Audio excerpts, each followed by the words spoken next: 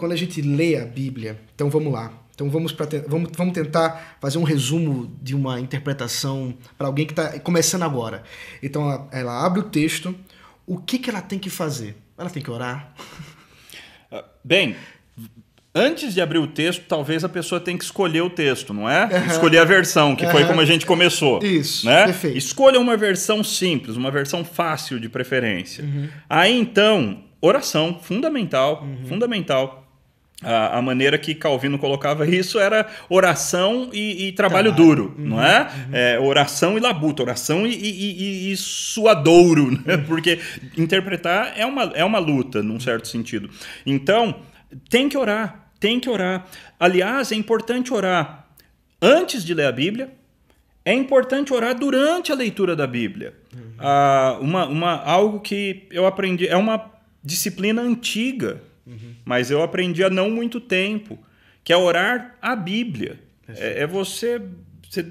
O texto falou a respeito da grandeza de Deus, então ore naquele exato momento e louve a Deus pela grandeza dele. O texto falou sobre o amor de Deus, então ore naquele momento, louve a Deus pelo amor dele. O texto falou sobre alcançar povos ainda não alcançados, existe essa aplicação no texto, então ore pelos povos não alcançados e pelos missionários naquele exato momento. Então é possível orar a própria Bíblia enquanto nós a estamos lendo. E isso é uma disciplina espiritual riquíssima que pode fazer muito bem ao cristão.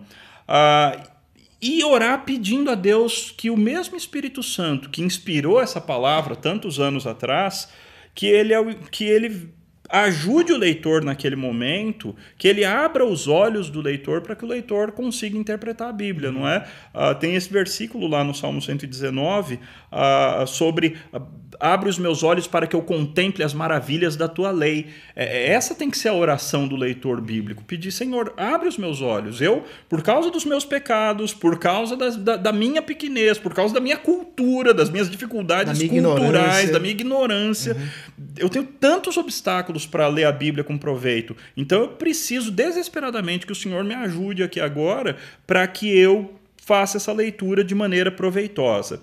Só que daí vem o segundo lado, não é? Esse é o lado da oração. Certo. E aí vem o lado da labuta, o lado do trabalho duro, que vai ser... A Bíblia não foi um livro só para ser lido, a Bíblia tem que ser estudada. Então, o cristão tem que ler várias vezes o mesmo texto para entender. Alguns textos não adianta parar no meio. Carta, por exemplo, tem que ser lida numa sentada.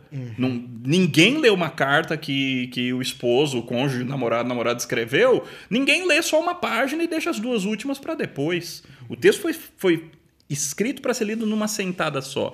Então precisa ser feito isso. E depois precisa desse trabalho de pesquisa mesmo.